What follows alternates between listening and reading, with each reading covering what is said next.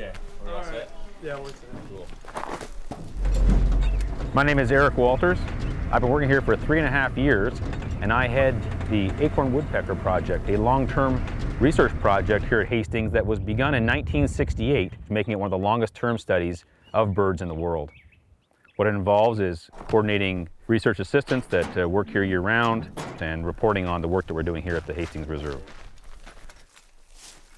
So every bird goes in a hole at night, and they'll often communally roost. So you might have 2, 3, 4, 5 birds in there. The record's 14. We've had 14 birds in one hole. It's an area maybe 12 inches deep by 5 inches wide. It's really packed in there. And so what we did last night is we said, okay, we're going to come to this group, we're going to see where they roost. And so the hole I'm climbing right now is where we saw the birds go into last night. And during the breeding season, we're trying to monitor the number of eggs, the number of chicks, and actually band all the young. And so to do that, we have to climb these trees, and getting to these trees can be quite a chore. We should actually do the interview while he ascends. Like the David Attenborough. Yes, as we are approaching the woodpecker from below, we're sneaking up 60 feet. You see the characteristic bill as it looks out. So this is the hole where the bird goes in right here. And so you'll notice that below the hole, there's a cut right here. And what I'm going to do now is I'm going to take this cut off so I can access the bottom of the cavity.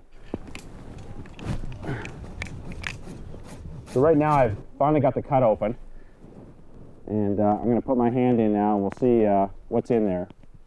And hopefully it's something that won't bite me. In this case, there's nothing in there. So now I'm going to put the cut back on, and we'll probably come back and check this in a few days and see if the woodpecker has nested by that time. Oak trees are known as a masting group of species. In certain years, they have a great big pulse of acorns. In other years, they have very few acorns. In other areas, if you go, say, to San Francisco, where there's only one species of oak, the live oak, acorn woodpeckers can't survive there if it's a poor year. They have to move off. And so here at Hastings, we have lots of acorn woodpeckers because we have lots of oaks. If we were to lose our diversity of oaks, we would likely lose acorn woodpeckers. So it's a very important indicator species of healthy oak woodlands.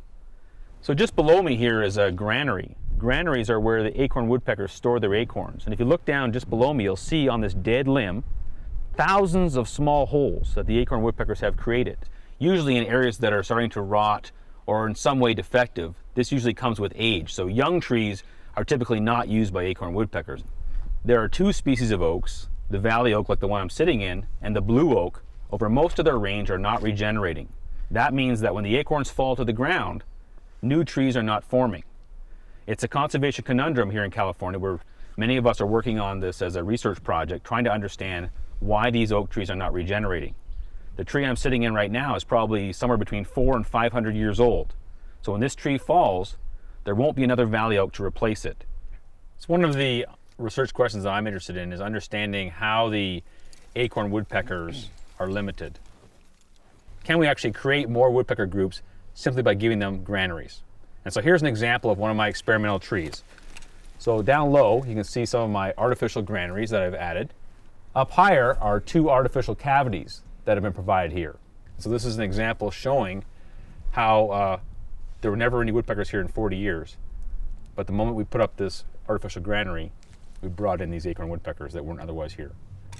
And so as a conservation strategy in the future, perhaps we could put in some conservation measures that would allow these acorn woodpeckers to make that hurdle to actually be able to survive in a period when we don't have these oaks that are not regenerating.